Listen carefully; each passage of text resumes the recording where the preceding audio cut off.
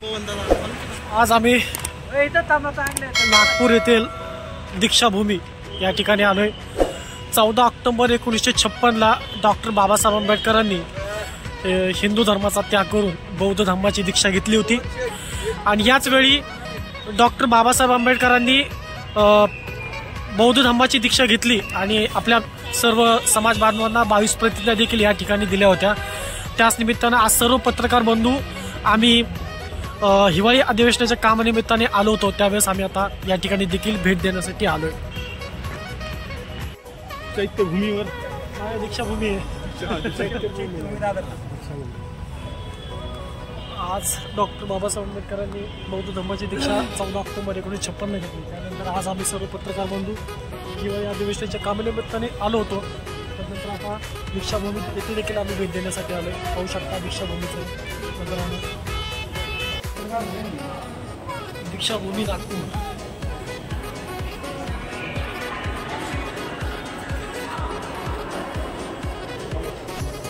प्रतिकृती दीक्षाभूमीची पाहू शकता। अशा पद्धतीने पाहायला मिळते। सम्राट अशोकाचा पुतळा देखील या ठिकाणी आपल्याला पाहायला मिळतो।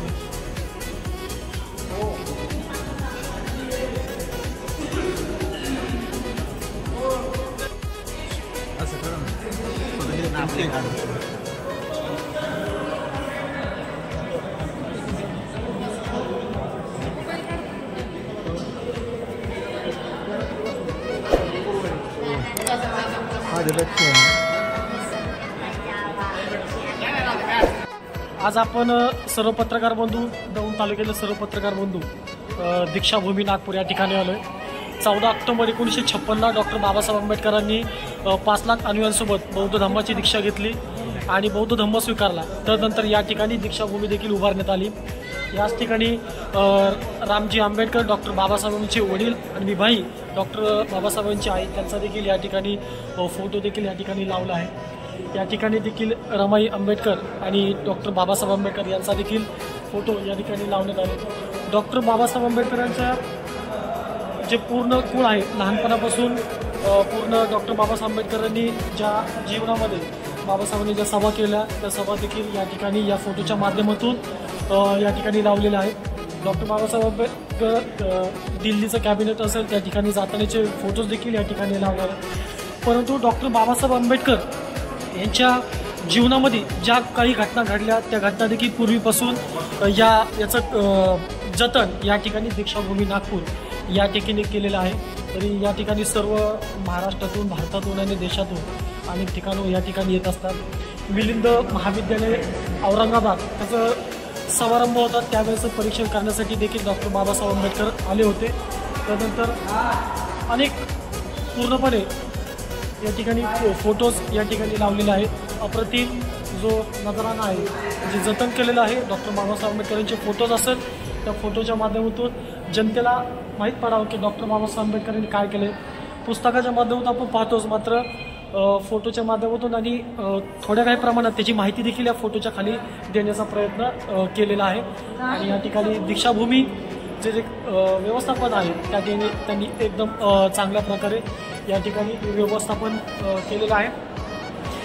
डॉक्टर बाबासाहेब आंबेडकरांनी कोणतेही असं ठिकाण नाही की डॉक्टर बाबासाहेब आंबेडकरांनी सभा घेतल्या नाही। देशातल्या प्रत्येक ठिकाणी डॉक्टर बाबासाहेब आंबेडकरांनी सभा घेतल्या। अनेक प्रकारच्या त्यांनी भाषणं देखील केले। दीक्षाभूमी नागपूर धम्मदीक्षा समारोह त्यावेळेचं देखील या ठिकाणची सभेचा फोटो देखील या ठिकाणी लावलेला आहे। 14 ऑक्टोबर 1956 त्यावेळेस डॉक्टर बाबासाहेब आंबेडकरांनी बौद्ध धर्माची दीक्षा घेतली होती त्यावेळेसचे फोटोज देखील या ठिकाणी लावलेले आहेत। पूर्ण फोटोज तुम्ही पाहू शकता। समता सैनिक दल आणि जे कमांडोज आहेत त्यांच्यासोबत माईसाहेब आंबेडकर आणि पंडित रावरामजी कवाडे हे देखील या ठिकाणी त्यावेळेस उपस्थित होते। पाहू शकता कशा पद्धतीने डॉक्टर बाबासाहेबांकडे ज्यावेळेस हिंदू धर्माचा त्याग करून बौद्ध धर्माचे स्वीकार केला त्यावेळेस धर्मपरिवर्तनच्या वेळेस देखील भाषण देखील केलेलं होतं त्याचे देखील फोटो या ठिकाणी आपल्याला पाहायला मिळतात। अशा पद्धतीने आपल्याला पाहायला मिळते।